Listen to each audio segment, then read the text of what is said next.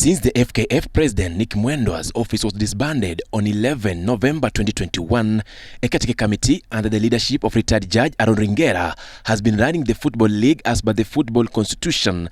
However, to the dismay of most football clubs that are now at loggerheads with the committee on its alleged misuse of office. A majority of the football clubs in the country earlier in May this year filed a case against the caretaker committee at the Sports Dispute Tribunal, saying the committee did not follow the Football Kenya Federation Constitution in the running of the football in the country.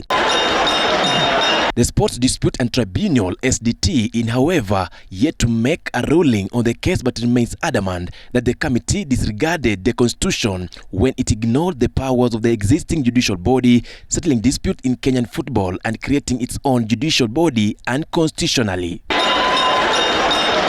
Gor Mahia Chief Executive Officer Ludovic Aduda says the SDT should rule against the committee since it failed to initiate a proper dialogue between the National Executive Committee members and FIFA to salvage the situation. Prime reason for this was an admonishment of the Transitional Committee for having run the two leagues without the participation of the judicial bodies.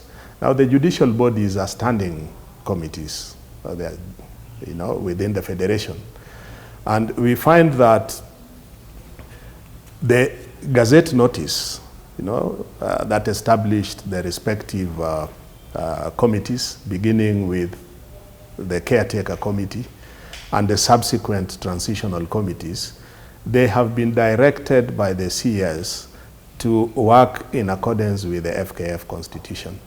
I think it was a time-wasting gimmick, which has achieved nothing with this caretaker committee. And I think she's also extended the term strategically for another 2 months, which means we will still be nowhere until she opens clear negotiations with FIFA. A normalization committee must be put in place. And the normalization committee is normally a FIFA affair. It's not a government affair.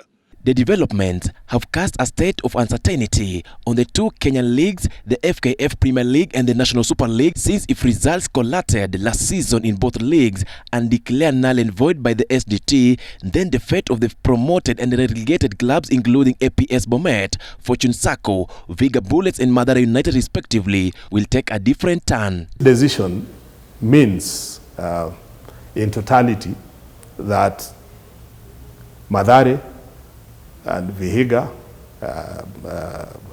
Bullets, will not be relegated. As the FIFA ban remains to be the big elephant in the house, the question remains when, how, and who will solve the arithmetic in the football of Kenya. The implications of the FIFA ban on Kenya have taken effect to a grave extent, as explained by Aduda and Tom Alila. None of our elite referees are eligible to go and officiate. Now, that is officiating at the highest continental level of football.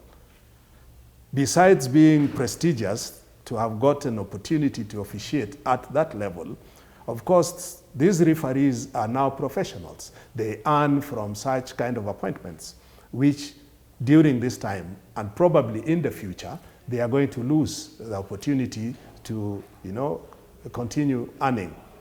Right now, the referees were supposed to be going to Qatar, and they were going to make some good money there at around 3 million for 1 month when the World Cup starts. Right now, that has been suspended.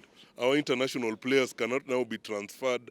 The TMS system for transferring players is not working. And as the tussle of the football leadership in the country continues to intensify, it is the football fraternity, including stakeholders, footballers, coaches and fans, that continue to suffer in a situation that could be alleviated by the appointment of a proper federation in office, perhaps through fresh elections. Reporting for TV47 Sports, I'm Lucky Heriano.